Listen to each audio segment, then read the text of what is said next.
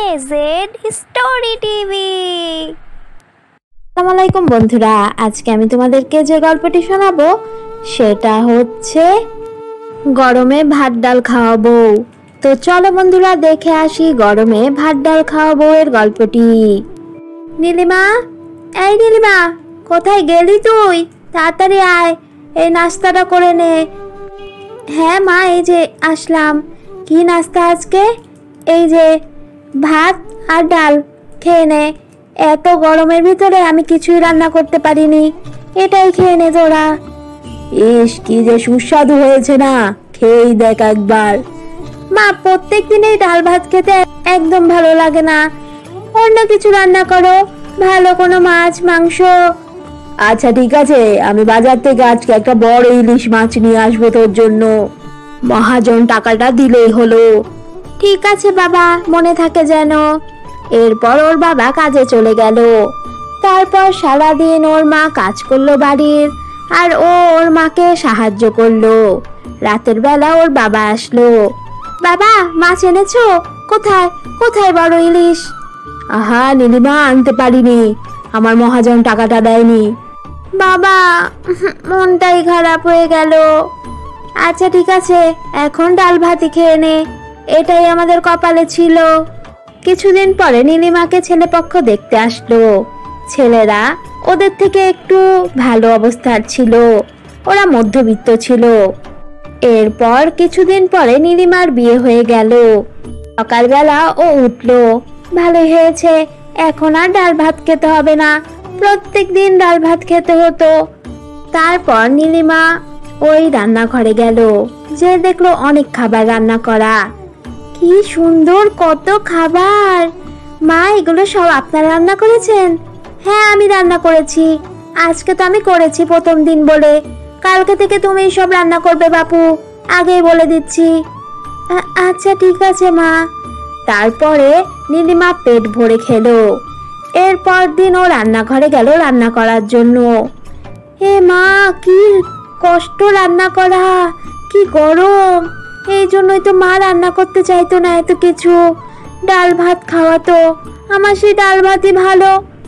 তারপরে ও একটি তরকারি রান্না করলো, আর ডাল করলো, ভাত করলো। এ কি মা, আজকে এত কম খাবার, এত কম খাবার খাবো আমরা? কি ব্যাপার বৌমা, এত কম রান্না করেছো কেন? অনেক গরম ছিল, এত গরমে আমি তো প্রথম প্রথম রান্না করছি, পারিনি একদম। এগুলো বললে বাপু হবে না, আমার ছোকরা কিন্তু এত কম খাবার খায় না, বেশি বেশি রান্না করতে হবে, আমরা সারা জীবন করে এসেছি না, তুমি পারবে না কেন? তারপর ও পরদিন আবার রান্না করলো। আজকে কত কিছু যে রান্না করতে হবে কে জানে।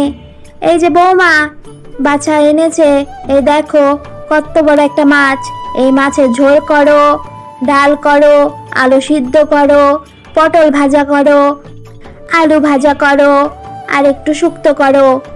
নীলিমা হা করে ওর শাশুড়ির দিকে তাকিয়ে থাকলো, আর ওর শাশুড়ি ওখান থেকে চলে গেল। এত খাবার! তারপর নীলিমা সবকিছু অনেক কষ্ট করে রান্না করলো। ও ঘামতে ঘামতে ওর অবস্থা খারাপ হয়ে পড়লো। এরপর ও উঠোন ঝাড়ু দিতে গেল, সেখানে ও জ্ঞান হারিয়ে পড়ে গেল। ওকে উঠোতে যে ওর শাশুড়ি মাও পড়ে গেল, শাশুড়ি মার পা ভেঙে গেল, আর নীলিমার কিছুক্ষণ পরে জ্ঞান ফিরল। এ কি, মার পা ভাঙলো কি করে? আরে মা, তোমাকে উঠাতে যেই তো এই অবস্থা হয়েছে, তোমার এই অবস্থা হলো কি করে বলো তো? তোমার হিট স্ট্রোক হতে হতে বেঁচেছো তুমি। ডাক্তার বলেছে তোমাকে ঠান্ডা জায়গায় থাকতে, পানি খেতে, আর রেস্ট নিতে। তুমি তুমি বিশ্রাম করো। আরে ও যদি বিশ্রামই করে তাহলে ঘরের কাজ কে করবে? পাটা তো আমিও ভেঙে বসে আছি এই মেয়েকে উঠানোর জন্য। আহা মা, যা পারে ও তাই করবে, ডাল ভাত করে রেখো কালকে থেকে, গরমে তারপরে মরবে নাকি তোমরা? এরপর দিন থেকে নীলিমা ডাল ভাত করতো। ও এক এক দিন এক এক রকমের ডাল বানাতো, আর সবার খেয়ে খুব ভালোই লাগতো। বৌমা, ডাল ভাতেও যে এত স্বাদ আছে সেটা আগে জানতাম না। মা, ডাল ভাত খেয়ে বড় হয়েছি, এখন আপনারাও একটু খান।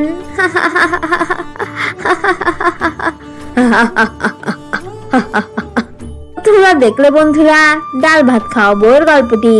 এই গল্পটি ভালো লাগলে লাইক করো, আর কেমন লেগেছে এটা জানাতে কমেন্ট করো। আর হ্যাঁ বন্ধুরা, আমাদের AZ Story TV কে সাবস্ক্রাইব করো। আল্লাহ হাফেজ।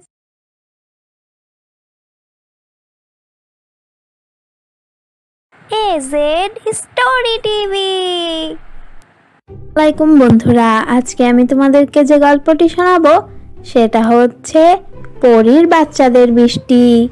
তো চলো বন্ধুরা দেখে আসি পরীর বাচ্চাদের বৃষ্টির গল্পটি। পরীনগরে রিয়া নামের রানী পরী বাস করত। রানী পরী অনেক ভালো ছিল। পরীনগরে যত বাচ্চারা ছিল তাদেরকে একটি স্কুলে পড়াশোনা করানো হতো। ওখানে ওদেরকে জাদুর লাঠি আর কিভাবে করে পাখা দিয়ে উঠতে হয় সেটা শেখানো হতো।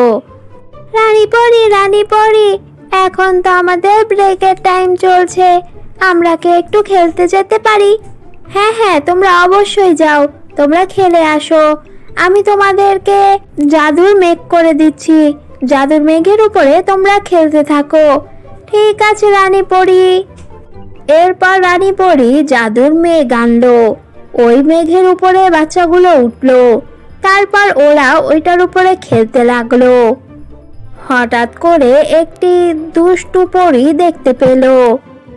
আমার রানী পরী হওয়ার অনেক ইচ্ছে ছিল, কিন্তু রিয়া রানী পরীর কারণে হতে পারিনি।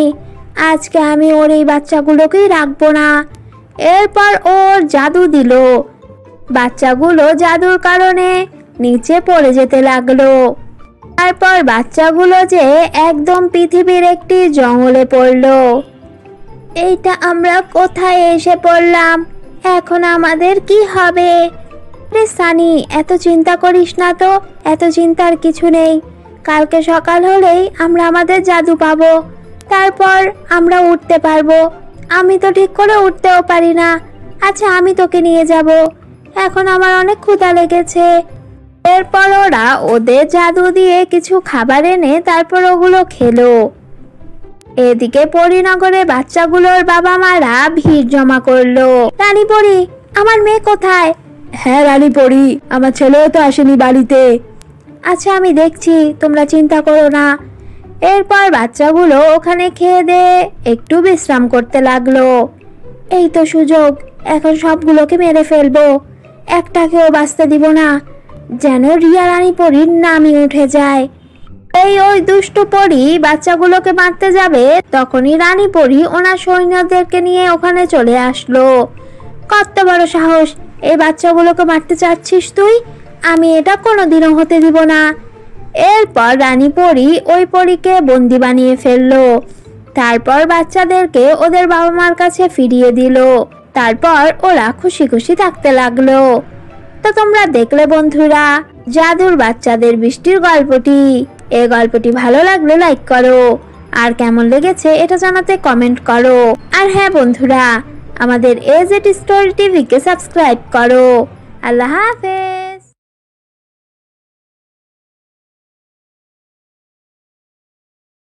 AZ Story TV।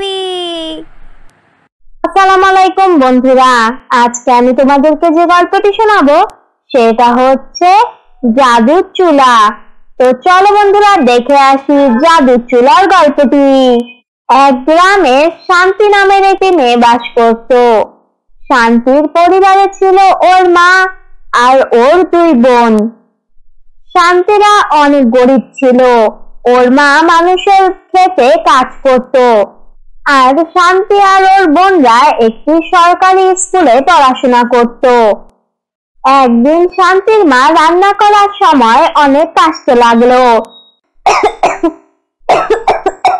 কাশতে কাশতে ওনার শরীর অনেক খারাপ হয়ে পড়লো। শান্তি, শান্তি, শান্তি। শান্তি দৌড়ে ওর মার কাছে এলো। মা, কি হয়েছে মা?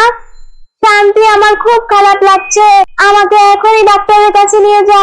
হ্যাঁ মা, এখনই তোমাকে নিয়ে যাচ্ছি ডাক্তার বাবুর কাছে। শান্তি ওর মাকে নিয়ে তাড়াতাড়ি একটি হসপিটালে গেল। এরপর ডাক্তার দেখালো। তোমার মার অ্যাজমা হয়েছে, উনি আর দুয়ার ভিতরে কাজ করতে পারবে না, ওনাকে দিয়ে বেশি কাজ করাবে না।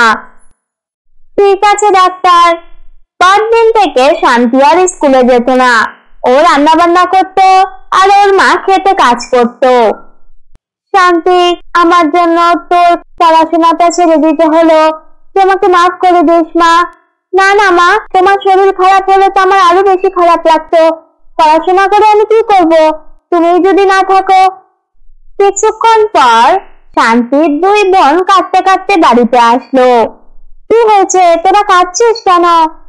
মা, আমাদেরকে পরীক্ষা দিতে দিবে না, আমরা নাকি বেতন দেই না অনেকদিন। মা, তুমি টাকা দাও, আমি ওদের ফি দিয়ে আসছি। কিন্তু শান্তি, আমার কাছে তো কোনো টাকা নেই, আমার চিকিৎসার কাজে তো সব টাকা শেষ হয়ে গেছে। আচ্ছা, আমি দেখছি কারো কাছ থেকে পাই কিনা। মা, তুমি বাড়িতেই থাকো, আমি দেখে আসছি, তুমি এখানেই থাকো। তারপর শান্তি বাইরে বের হলো। রাস্তা দিয়ে যাওয়ার সময় হঠাৎ করে ওর একটি বান্ধবীর সাথে দেখা হলো। ওর বান্ধবীর হাতে দামি মোবাইল, দামি জামা পরে আছে। এটা দেখে শান্তি খুবই অবাক হয়ে পড়ল। কি রে ঋতিকা, তোর এত সুন্দর জামা, এত সুন্দর মোবাইল কিভাবে হলো? আমি তো এখন আর গ্রামে থাকি না, আমি থাকি শহরে। শহরে একটি রেস্টুরেন্টে কাজ করি। সেখানেই কাজ করে যেই টাকা পাই সেই টাকা দিয়ে আমার সংসারও চলে, আবার আমি অনেক সুন্দর মতো থাকতে পারি। তোর কি হয়েছে, তুই এরকম মন খারাপ করে আছিস কেন? তারপর শান্তি ঋতিকাকে সবকিছু খুলে বলল। শোন, এই নে কিছু টাকা, এগুলো দিয়ে আগে ওদের ফি দে, তারপরে আমার কাছে কালকে আসবি, আমি তোকে ঠিকানা দিয়ে দিব। তুই শহরে সেই রেস্টুরেন্টে যেয়ে কাজ করতে পারবি। তুই অনেক উপকার করবি আমাকে। তারপর ও তাড়াতাড়ি যে স্কুলের ফি দিয়ে আসলো। এরপর ওর মাকে ও সবকিছু খুলে বলল। কিন্তু তুই কিভাবে যাবি? তুই থাকতে পারবি? না, পারবো, সবকিছুই পারবো। আমাকে তোমাদের জন্য পারতেই হবে। আমি ঋতিকার কাছ থেকে সব ঠিকানা নিয়ে এসেছি, কালকে ভোরে আমি রওনা দিব। সকালে শান্তি শহরে যাওয়ার জন্য রেডি হলো। শান্তি, তোর কাছে তো বেশি টাকা নেই, তুই তো অর্ধেক পথ যে তারপরে বাসে উঠবি। তোকে কিছু খাবার দিয়ে দিয়েছি, খেয়ে নিস রাস্তায়। ঠিক আছে মা। এরপর শান্তি হাঁটতে লাগলো। হাঁটতে হাঁটতে ওর এক পর্যায়ে অনেক ক্ষুধা লাগলো। এরপর ও একটি গাছের নিচে যেয়ে বসলো। এখন একটু খেয়ে নেই। যেই ও খাবার খাবে তখনই একটি পাখি ওর সামনে আসলো। পাখিটার কি ক্ষুধা লেগেছে নাকি? ওকে একটু খাবার দেই। শান্তি পাখিটাকে একটু খাবার খাওয়ালো। পাখি খাবার খাওয়ার সাথে সাথে একটি পরী হয়ে গেল। শোনো, আমাকে দেখে ভয় পাওয়ার কিছু নেই, আমি একটি পরী। আমি অভিশপ্ত ছিলাম, তুমি আমাকে অভিশাপ মুক্ত করেছো। বলো, তোমার কি দরকার, তুমি কি চাও আমার কাছে? এরপর শান্তি ওর দুঃখের কথা সবকিছু পরীকে খুলে বলল। নাও, আমি তোমাকে একটি জাদু সোনার চুলা দিচ্ছি। হাঁড়ি থেকে একটার পর একটা খাবার বেরিয়ে হতে থাকবে, কিন্তু তোমাকে একবার তালি দিতে হবে। তালি দিলেই চুলা খাবার দেওয়া বন্ধ করে দিবে। ঠিক আছে পরী। তারপর ওই জাদু চুলা নিয়ে শান্তি ওর বাড়িতে গেল, যে ওর মাকে সবকিছু বলল। জাদু চুলা, আমরা অনেকদিন ভালো খাই না, আমাদেরকে ভালো খাবার দাও। এরপর জাদু চুলা একটার পর একটা ভালো খাবার ওদেরকে দিতে লাগলো। এরপর শান্তি একবার তালি দিল, তারপর খাবার দেওয়া বন্ধ করে দিল। ওই দিন ওরা অনেক ভালো মতো খেলো। জাদু চুলার সাহায্যে ওরা একটি রেস্টুরেন্টও দিয়ে দিল। গ্রামে অনেক বড় একটি বাড়িও করলো। একদিন ঋতিকা দেখলো শান্তি গ্রামের গরিব দুঃখী মানুষদেরকে সাহায্য করছে। 2 দিন আগে ফি দেওয়ারও টাকা ছিল না, এখন গরিব দুঃখী মানুষদেরকে টাকা দিচ্ছে। এটা কিভাবে করছে? আমাকে তো এটা জানতেই হবে। একদিন ঋতিকা শান্তির 2 বোনের কাছ থেকে জাদুর চুলার সবকিছু শুনে ফেললো। তারপরে জাদুর চুলা চুরি করলো। তো চুলা, এখন আমাকেও তুমি অনেক খাবার দাও। এটা বলার সাথে সাথে জাদুর চুলা থেকে অনেক খাবার বের হতে লাগলো, কিন্তু খাবার বের হওয়া আর কমছিল না। এটা কি হচ্ছে? এটা কিভাবে হচ্ছে? এটা কিভাবে বন্ধ করব? আমার ঘর ভরে যাচ্ছে খাবারে। ঋতিকার চিৎকারের আওয়াজ শুনে শান্তি ওখানে দৌড়ে আসলো। তারপর ও জাদুর চুলাকে থামালো। শোন, এটা কোনো সাধারণ চুলা নয়, এটা হচ্ছে জাদুর চুলা। এটা শুধু আমার কথা শুনে। তুই আমাকে একবার সাহায্য করেছিলি, তাই আমি তোকে মাফ করে দিচ্ছি। আর কোনোদিনও এটার উপরে হাত দিবি না। তারপর শান্তি জাদুর চুলা নিয়ে ওখান থেকে চলে গেল। এরপর ওরা খুশি খুশি থাকতে লাগলো। তো তোমরা দেখলে বন্ধুরা জাদুর চুলার গল্পটি। এই গল্পটি ভালো লাগলে লাইক করো, আর কেমন লেগেছে এটা জানাতে কমেন্ট করো। আর হ্যাঁ বন্ধুরা, আমাদের এজেড স্টোরি টিভিকে সাবস্ক্রাইব করো। আল্লাহ হাফেজ।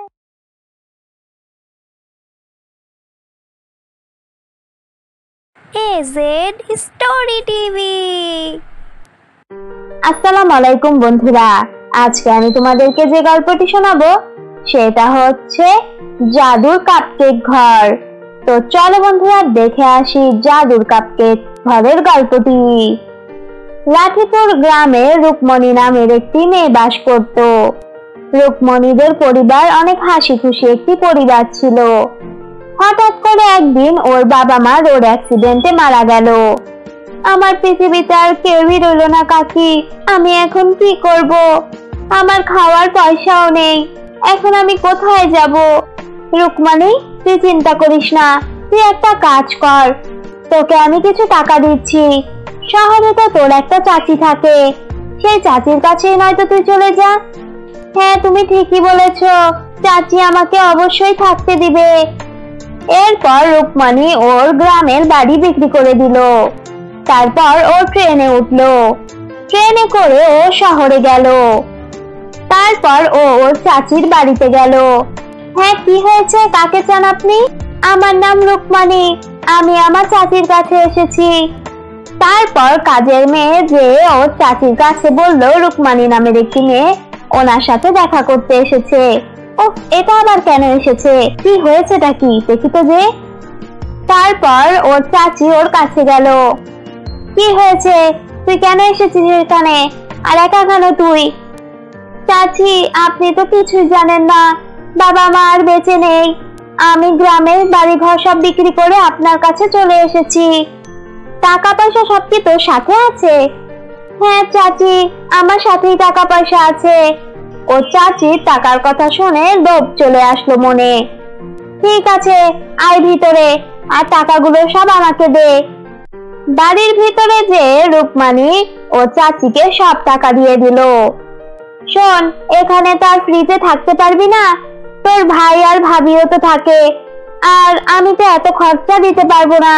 তুই একটা কাজ কর, বাড়ির যত কাজ আছে সবকিছু তুই করবি আজকে থেকে, তাহলে তুই এখানে থাকতে পারবি।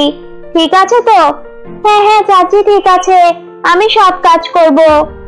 তাহলে আমি কি কাজ করব? তোর কোনো কাজ নেই, তোর যত টাকা হয়েছে আমি দিয়ে দিচ্ছি, এখনই চলে যা তুই এখান থেকে। তারপর কাজের মেয়ে ওখান থেকে চলে গেল। মা, কে এসেছে বাসায়? হ্যাঁ, কার জানি আওয়াজ শুনছি। আরে বৌমা, এই যে দেখে যাও, আমাদের নতুন কাজের মেয়ে, মানে কেশবের চাচার মেয়ে। ওর বাবা মা সবাই মারা গেছে, তাই ও এখানে চলে এসেছে আমাদের কাছে থাকতে। ও চাচাতো ভাই আর ওর বউ একদমই ভালো ছিল না। ওরা রুকমণিকে দিয়ে অনেক কাজ করাতো। রুকমণি যদি কোনো ভুল করতো তাহলে ওকে 2-4 দিন খেতে দিত না। এদিকে রুকমণির গান গাওয়ার অনেক শখ ছিল। ও ভোরবেলা উঠে গানের রেয়াজ করত। আ সারে গা মা পা, আ সারে গা মা পা। কিন্তু ওর গলা বেশি ভালো ছিল না। আরে, এরকম সাত সকালবেলা বেসুরা গলায় কে গান গাচ্ছে? ঘুমটাই ভেঙে দিল। তারপর নিশা রুকমণির ঘরে গেল, যে দেখলো ও বেসুরা গলায় গান গাচ্ছে। এই, এখনই বন্ধ কর গান গাওয়া, না হলে কিন্তু তোকে মেরে তোর মুখে ভেঙে দিব। ভাবি, এরকম করছেন কেন? আমি তো একটু গানই গাচ্ছি, আমি তো আর কিছু করছি না। আমি তো বলি ভাবি, আপনি আমার সাথে গান গান, আপনারও মন অনেক ভালো লাগবে গান গাইলে। আসেন ভাবি। এই, কত বড় সাহস তোর! যা, এখনই যে নাস্তা বানা, কেশব অফিসে যাবে, না হলে কিন্তু আমি মার কাছে বিচার দিব, আর কোনোদিনও গান গাবি না। ওরা রুকমানির উপরে অনেক অত্যাচার করত, আর কথায় কথায় ওর চাচি ওকে মারতো। চাচি, আমাকে কিছু টাকা দেওয়া যাবে? আমার ওই যে বাড়ি যে বিক্রি করেছিলাম ওই টাকাটা থেকে আমি একটা নতুন জামা কিনতাম। কত বড় সাহস তোর, তুই টাকা চাচ্ছিস আমার কাছে? ওই টাকা আমার। এই যে খাচ্ছিস পড়ছিস এগুলো কোন টাকা দিয়ে? ওই টাকা থেকেই কেটে নিচ্ছি। যা এখন এখান থেকে, আমার জন্য চা করে নিয়ে আয়। তারপর রুকমানি ওখান থেকে মন খারাপ করে চলে গেল। চাচি আমার সাথে কিরকমটা করে? আমি কি এতটাই খারাপ নাকি? আমি তো ওনাদেরকে কত ভালোবাসি, এটা ওনারা একদমই বুঝে না। রুকমানি ওর মন ভালো রাখার জন্য সবসময় গান গাইতো। সারে গামা পা, সারে গামা পা। তখনই ওখানে এসে ওর চাচি ওকে একটি থাপ্পড় মারলো। কি ব্যাপার, ভুলে গেছিস? আজকে নিশার জন্মদিন, যা সবকিছু ঠিকঠাক কর। একটা ভুল করলে আজকে তোর খবর আছে, বাসা থেকে বের করে দিব। রুকমানি একা একা পুরো বাড়ি সাজালো, তারপর ও কেক বানালো, কিন্তু কেকটা জ্বলে গেল। এটার জন্য নিশা কান্না করে দিল। মা দেখেছেন, ও আমার কেকটাই পুড়িয়ে ফেলেছে, ইচ্ছা করে এটা করেছে। এই তোর কত বড় সাহস, তুই আমার বউয়ের বার্থডে পার্টির কেকটাই নষ্ট করে ফেললি? মা, ওকে আর এই বাসাতে রাখা যাবে না, তুমি এখন ওকে বের করে দিবে। হ্যাঁ, আমি ওকে এখনই বের করে দিচ্ছি। রুকমানি, যা এখনই এখান থেকে বের হয়ে যা। কিন্তু চাচি, তাহলে আমার টাকাগুলো আমাকে দিয়ে দেন। কত বড় সাহস, বলেছি না ওই টাকা আমার। এতদিন যে থাকবি, পড়লি, খেলি, এগুলো কে দিবে টাকা? ওগুলো সব উসুল হয়ে গেছে, এখন আমার বাড়ি থেকে তুই বের হয়ে যা। তারপর রুকমানি বাসা থেকে বের হয়ে গেল। এরপর ও একটি জঙ্গলে গেল। জঙ্গলে ও থাকতে লাগলো। জঙ্গলে ওর অনেক ক্ষুধা লাগছিল। ইস, অনেক ক্ষুধা লেগেছে, এখন কোত্থেকে কি খাবো? আচ্ছা যাই, ওই নদী থেকে মাছ ধরে নিয়ে আসি। তারপর ও নদী থেকে মাছ ধরলো, মাছ ধরে ওইটা খেলো। এভাবে করেই রুকমানির যখন ক্ষুধা লাগতো তখনও নদী থেকে মাছ ধরতো আর সেটা রান্না করে খেত। একদিন যখন রুকমানি মাছ ধরছিল তখন হঠাৎ করে মাছের বদলে একটি কাপকেক উঠলো। আরে, এটা তো দেখছি একটা কাপকেক, অনেক মজা হবে মনে হয়, যাই খাই এটা। তারপর যখনই ও কাপকেক খেতে যাবে তখনই ওই কাপকেক একটি ঘর হয়ে গেল। আরে, এটা তো একটা কাপকেকের ঘর, যাই এটার ভিতরে যাই। তারপর ও ঘরের ভিতরে গেল। সেখানে গিয়ে দেখলো অনেক জামা কাপড় আর অনেক খাবার, আর সিন্ধুকের ভিতরে অনেক টাকা পয়সা আর স্বর্ণ গয়নাও আছে। আমার তো এখন আর কোনো সমস্যাই নেই, এখন আমি খাবো, যাবো, ঘুরবো ফিরবো আর গান গাবো। সারে গামা পা, এখন আর কেউই আমাকে কিছু বলতে পারবে না। একদিন রুকমানি রাস্তা দিয়ে যাচ্ছিল, তখন ও দেখলো ভিখারির মতো একটি মহিলাকে ও চাচির মতো লাগছে। আরে, আপনি কি আমার চাচি নাকি? আচ্ছা, আপনি কি আমার চাচি নাকি? মহেশ্বরী কি আপনার নাম? মানিকে দেখে ও চাচি কান্না করে দিল আর ওকে জড়িয়ে ধরলো। হ্যাঁ রে রুকমানি, আমি তো সেই অভাগা চাচি। নিশা আর কেশব আমাকে বাসা থেকে বের করে দিয়েছে, এখন আমার কি হবে বল? আমি এখন রাস্তায় রাস্তায় ভিক্ষা করি। এটা শুনে রুকমানির মন অনেক খারাপ হলো। চাচি, আপনি চিন্তা কেন করছেন? আমার একটি জাদুর কাপকেকের ঘর আছে, চলেন আপনি আমার সাথে, ওখানেই থাকবেন। তারপর রুকমানি ও চাচিকে ওই জাদুর কাপকেকের ঘরে নিয়ে গেল। সেখানে ওরা দুজন অনেক সুখে শান্তিতেই থাকছিল। হঠাৎ করে একদিন ওরা অনেক বড় শপিং মলে শপিং করছিল। সেখানে নিশা ওদেরকে দেখে ফেললো। তারপর নিশা ওদের পিছন পিছন গেল, যে দেখলো ওরা একটি জাদুর কাপকেকের ঘরের ভিতরে থাকে। তারপর ও যে কেশবকে সবকিছু বলল। শোনো, এখনই আমাদেরকে মার রুকমানির কাছে যেতে হবে, ওনাদের কাছে অনেক টাকা পয়সা আর একটা জাদুর কাপকেকের ঘরও আছে। আমরা চলো এখনই যে মাছ চাই, তারপরে ওই ঘরটিও আমরা নিয়ে নেই। হ্যাঁ চলো চলো এখনই যাই। তারপর ওরা ওদের কাছে গেল। মা আমাদেরকে মাফ করে দেন, রুকমানি আমাদেরকে মাফ করে দাও, চলো আমাদের সাথে বাড়িতে চলো, আমরা তো একই পরিবার। শোনো, এরকম ন্যাকা কান্না আমার সামনে করতে আসবে না। আমি জানি তোমরা এই বাড়িও নিতে চাও, আর তুই ছেলে হয়ে মাকে বের করে দিয়েছিস, এখন আবার এসেছিস সেখানে। শোন, রুকমানি এখন থেকে আমার মেয়ে, আমরা মা মেয়ের মতো এখানে থাকি, আমরা সারা জীবন একসাথেই থাকবো। তোরা এখনই আমার বাড়ি থেকে বের হয়ে যা। তারপর ওরা ওদেরকে বের করে দিল। এরপর ওরা খুশি খুশি থাকতে লাগলো। তো তোমরা দেখলে বন্ধুরা জাদুর কাপকেকের ঘরের গল্পটি। এই গল্পটি ভালো লাগলে লাইক করো, আর কেমন লেগেছে এটা জানাতে কমেন্ট করো। আর হ্যাঁ বন্ধুরা, আমাদের AJT স্টোরি টিভিকে সাবস্ক্রাইব করো। আল্লাহ হাফেজ।